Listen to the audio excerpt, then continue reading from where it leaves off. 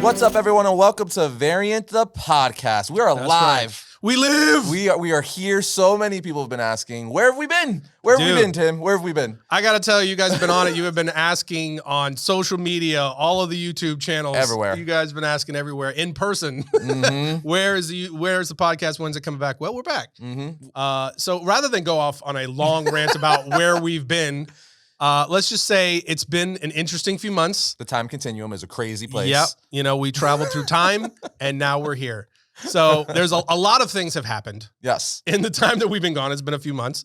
But more recently, we had to jump on. We've been wanting to jump on, and because we promised you guys so long ago we were going to come on and we are going to start doing shorter form kind of discussions about things that are happening in real time. Yeah, like clips and stuff like that. Yeah. Black Adam is about to come out, but just this week, Dwayne the Rock Johnson at the premiere, or just before the premiere, goes on the Tonight Show. Yes, Fallon. And kind of blows the door off of something massive. Yeah, we got to say spoilers. Yeah. Spoilers for Black Adam incoming, because even though they said it, I was very angry to hear this. So likewise. Spoilers for Black Adam going forward. Okay. Yeah. And if you don't want to know, this is very important. Yeah. If you don't want to know, like probably the biggest part of Black Adam, bail now. Because you know, it's everywhere. So a lot of people know by now. They kind of made it to where you couldn't get away from it. No, it was like literally the title of articles, like Entertainment Tonight. We're going to talk about it recently in a bit, but Entertainment Tonight literally just said blah, blah, blah, blah, blah happens in Black Adam. Yeah. Insane. And this is, I think, for me personally, of all the things that we've had spoiled, right, in fandom for the last few years, we've talked about it quite a bit on the show. Tobey Maguire, Andrew Garfield, Spider-Man. The Spider-Man No Way Home stuff was like right there at the tip of the ladder, right? But this, I think, is worse.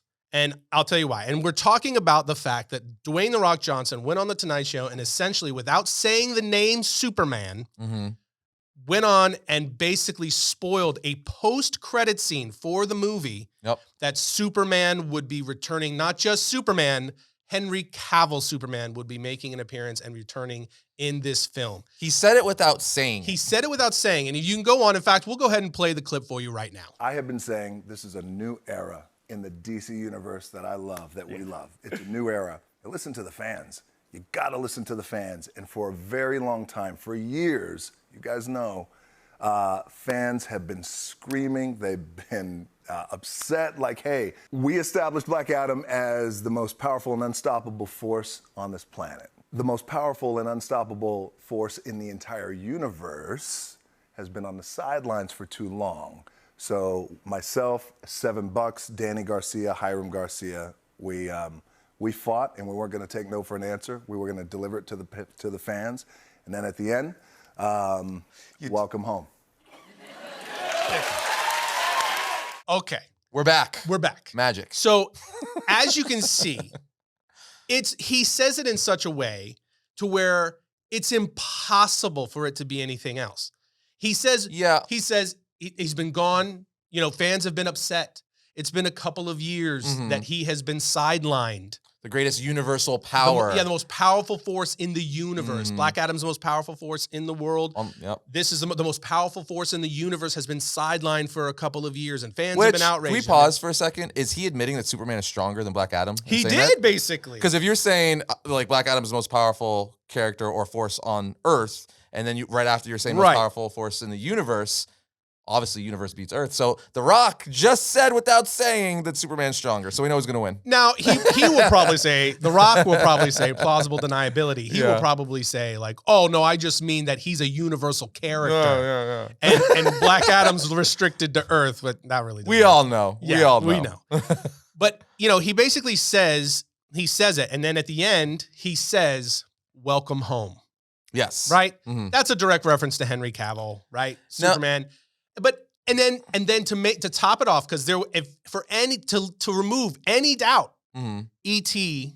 drops this exclusive. That's the one that did it for me, because like obviously we knew what he was talking about, but like the title didn't say it. He never said Clark, Superman, Man of Steel. He didn't say the actual words. We knew obviously, but they were still like that 2% of ambiguity there, right? Just like whatever. But then like you said, E.T., the headline of the article basically says Henry Cavill, Superman returns in Black Adam. Yeah. In the title of the video. And then the interviewer in the video asks Dwayne, she's like, hey, so how does it feel to be able to bring Henry Cavill back to the DCEU? And he's like, he's been same stuff, kind of the same spiel. He's been sidelined, and he ends with like looking in the camera. It's nice that he's home. And so it's just like unequivocally 110% Cavill is showing up in this film in some capacity. So here's what I'm saying. And this is the reason why I say this is worse than Spider-Man No Way Home. Fans have been asking for this for years. Right? Years. For Henry Cavill Superman specifically to return to DC. Yeah. Right? And for them to do something beyond, the Justice League stuff, beyond the DCEU kind of proper, for them to do a Man of Steel 2, for them to do that character justice and to give him another film, or to at least have him appear in a storyline where Superman is allowed to, is given his justice. Allowed to shine. Yeah, no pun intended, maybe a little bit. But so for that to go on for as many years as it did, and then for San Diego Comic-Con to come and go, and for all the hype around Henry Cavill is going to emerge on stage. Well, everyone was breaking the news. Everybody was waiting for that moment. Well, because like Collider was talking about it, Variety was talking about it, Hollywood Reporters, like very like big reputable sites were like, hey, this is probably going to happen, and then it didn't happen. Right. Which is telling us is like, oh, so they clearly wanted to hold it back, but something happened between San Diego and now that they're like, maybe we should tell everyone. And I know what my opinion. Maybe we should say it. Yeah. And I know what my opinion is, and I'm going to give it. But for you to go to have that San Diego Comic-Con moment come and go, that would have been just an unbelievably fun moment for fans. Yeah. For you to let that go, and then 1 week before the movie finally comes out, after years of waiting for this film. Legit 7 days, yeah. Right? Legitimately 1 week before this movie actually drops, and everyone gets to get surprised with this in a post-credit scene. It doesn't leak online. It doesn't leak from some, a studio leak or a fan gets a hold of something or what. They intentionally, just without much fanfare, in a very uneventful way, just tell you the coolest part, likely the coolest part of this movie. They just, by the way, Henry's going to show up. Oh, no doubt. Like if because we were all hoping and like, please, especially with Dwayne over the last several months promoting Black Adam, he was very vocal that like, you gotta listen to the fans, you gotta do what the fans say. So we're like, and he's maybe. Right on that. He's like, yeah. He's like, but I'm like, maybe, might happen, might not. So you had like, you were hoping, but you didn't know. But now we're just gonna be waiting. We know the post-credit scene is is Superman in some capacity. We don't know how exactly it's playing out, but it's clearly some, meeting of the two. Yeah. Which is just kind of, because that would have been like a, That would have been. That would have been to us. They did it. Such a fun moment. Yeah, and that's the thing I think that bothers me the most about it is that you took away such a fun surprise from fans 1 week. 1 week before the movie. I feel like they killed their own buzz too, right? Because you know how many people right after that would have like taken to like any like YouTube, whatever, Instagram, just everyone would have been talking about it everywhere. And now it's not going to be nearly as much because we already know. Yeah. So you're not. And that leads to the reason I think it happened, because ticket sales, I don't think have been what they wanted, and this felt like to me, and again, could be wrong, don't know this for sure, but this felt like a panic sell. Like they needed to generate some last minute hype to get to, because Warner Brothers, we all know, is under new management, and they are doing a lot of budget cutting. Old Zazzy. They are looking to not just save money wherever possible by cutting projects and so on. Whatever projects they are putting out, they need to maximize dollars. Yeah. To justify projects going forward. So they need this movie to perform, because they're selling it as the future of the DC cinematic world. Which it's The Rock. It's going to do good. Yeah. It's going to perform. Yeah. But it very much felt like you would never have done this unless you felt like you needed to inject some adrenaline into ticket sales. But I feel because it made no sense otherwise. I feel for me, I could be wrong, but I feel like that makes it worse. Like I think the word of mouth, once everyone started to be like, you gotta go, there's a big surprise, and not, because I wouldn't have told, like if we didn't see it together, I'd be like, dude, you gotta see it. Trust me, you need to see it. And that word of mouth would have got around, and then it just would have spread, and it would have kind of been like a thing. Now you're not gonna have that. I think that would have been a better strategy than being like, hey, guess what? Superman's in it. It's like, so I don't have to see it because now I know. Gotcha. Yeah. Yeah, it very much, we talked about it right afterwards. In my opinion, this was a real misunderstanding of how to serve the fans properly. Either that, I don't know what all the details were around it or why they did it or anything like that.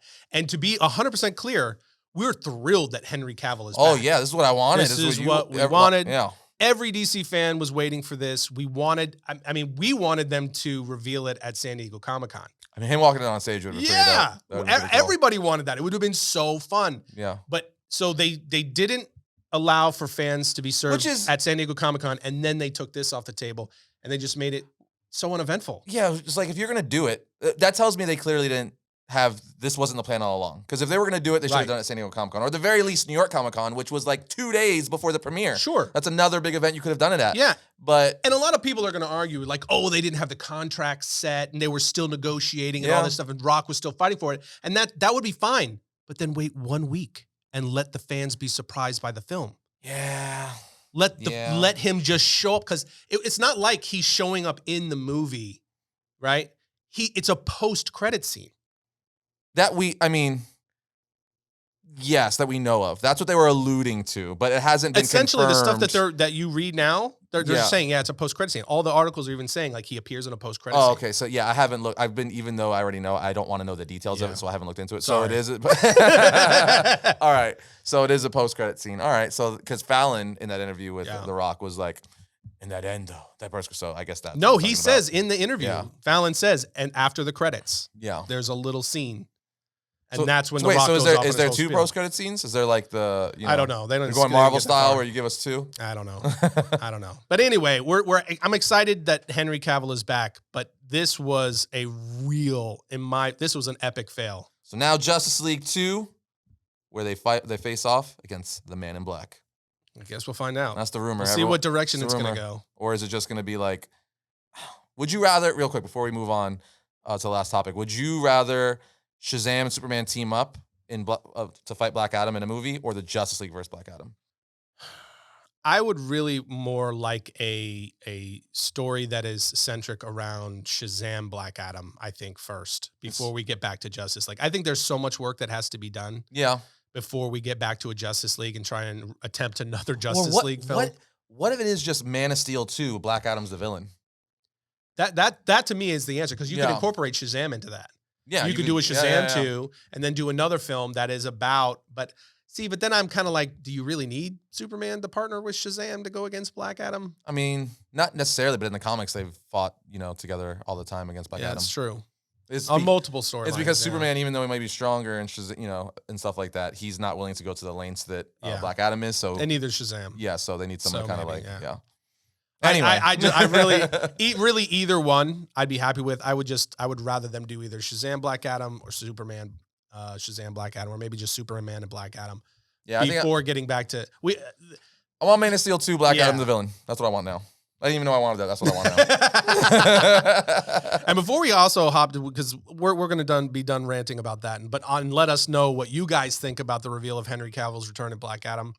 Noob with the phone in the comments below. But also, before we move on, we're going to talk a little bit about the SheHulk finale. I want to congratulate you for hosting the Harveys. Oh, yes. At New York Comic-Con. Thank you. This past week.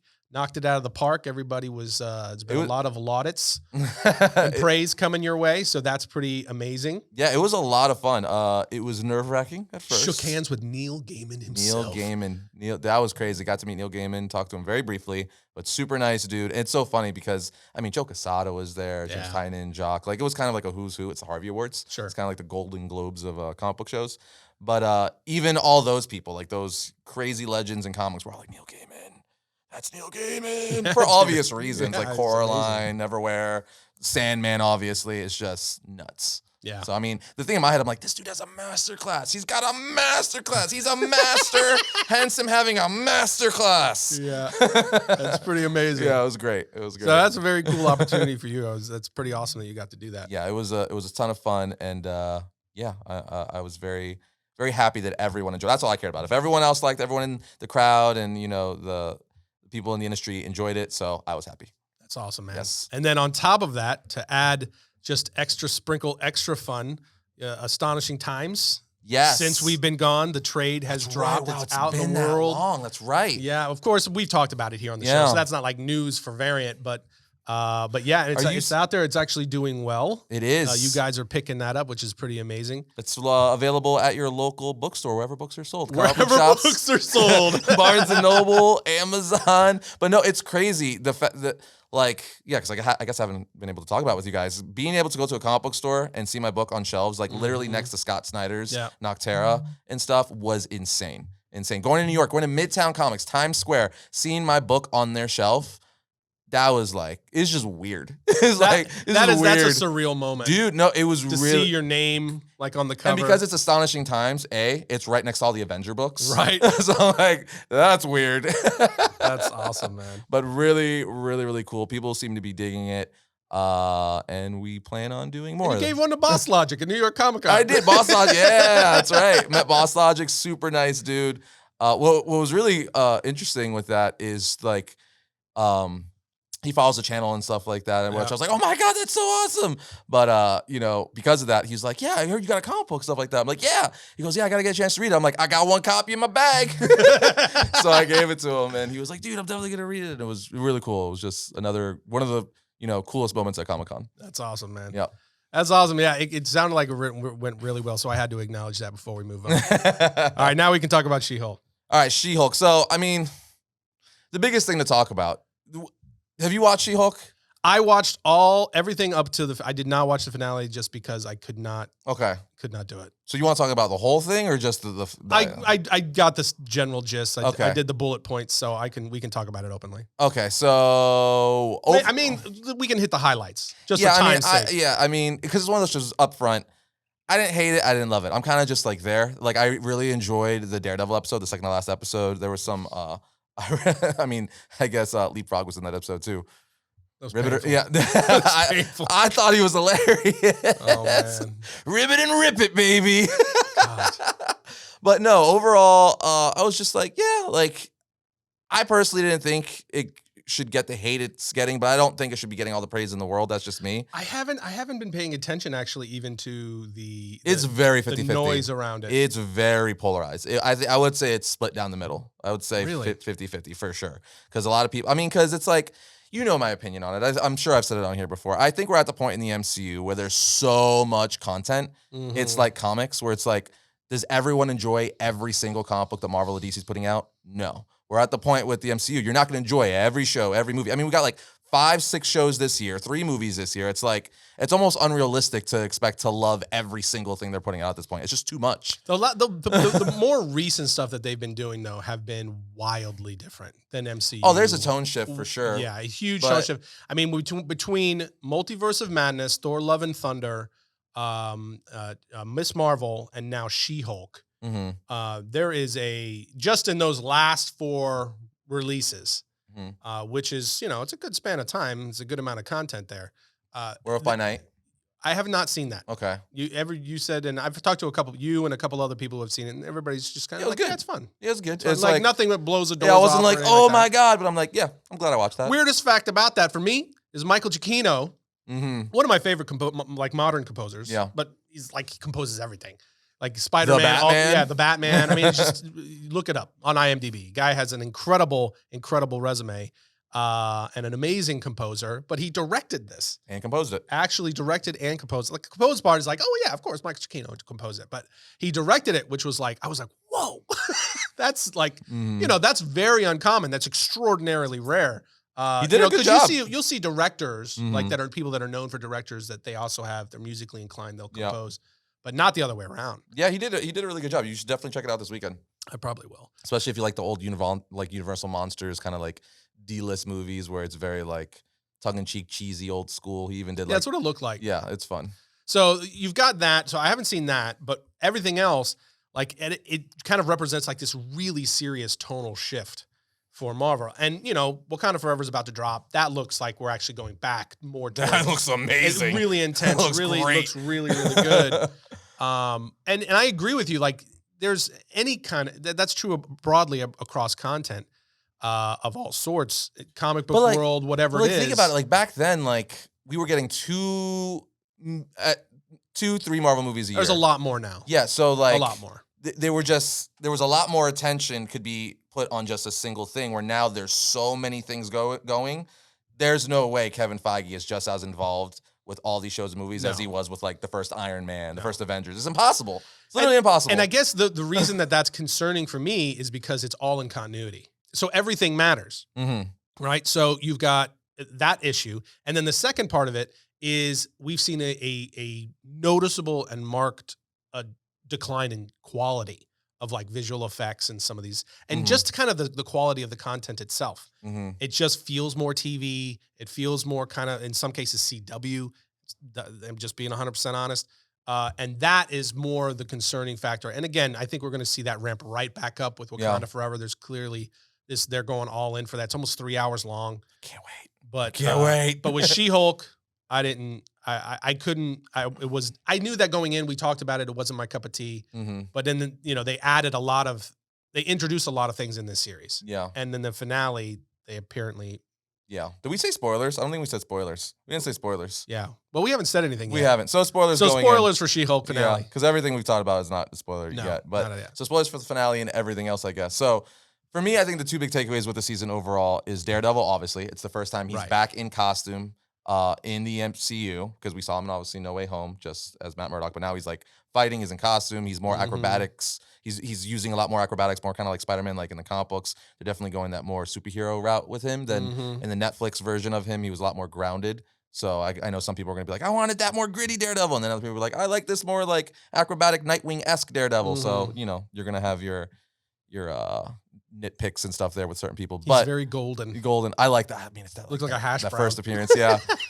So that obviously, and then the big one, which took everyone for a loop, was in the finale episode, them introducing Scar, the son of Hulk. But did that really knock people for a loop? Knock me. I was not seeing that coming. Really, dude? Like Red Hulk set it up right from the beginning with the. Well, I thought like everyone else that they were cruiser? setting up Planet Hulk or like World War Hulk or something like that. Like that's why he was going there. I didn't think he was going there to get his son. Yeah, I didn't know that he was going to return with his son, but you could tell. I mean, they were setting it up because he was going back to Sakaar. Why else would he go back to Sakaar? Again, for like anything else, like maybe because it's so out of continuity with like the books. Maybe to fight the Red King this time. We don't know if he's fought the Red King. Maybe to get married to Kiara, who he marries. I said it twice. He marries it in Planet Hulk, and that's who he has Scar with. So I'm like that, but they just went straight to like, yeah, all that stuff happened. Scar, by the way, he's a teenager. He's back on Earth. Well, that just tells you we're going to find out a lot more. I mean, they're going to dive into that, which makes me concerned because of the way what they've been doing with the Hulk. That again, it kind of goes with what I'm saying, like this tonal shift. And no leader also? Like no leader, and they haven't cleaned up anything with the Hulk. But the leader's in New World Order, Captain America, which is another thing. It's like, so you confirm San Diego Comic-Con that he's here. Yeah. He's going to be in the new Captain America movie, the first Sam Wilson Captain America movie. So I thought it would have made all the sense in the world to introduce him here, set him up for that's why he's coming into confrontation with Captain America. Yeah. But no. We got Scar. I'm not against Scar. No. I mean, Scar is awesome in the comic books. I don't think we're going to get that Scar, though.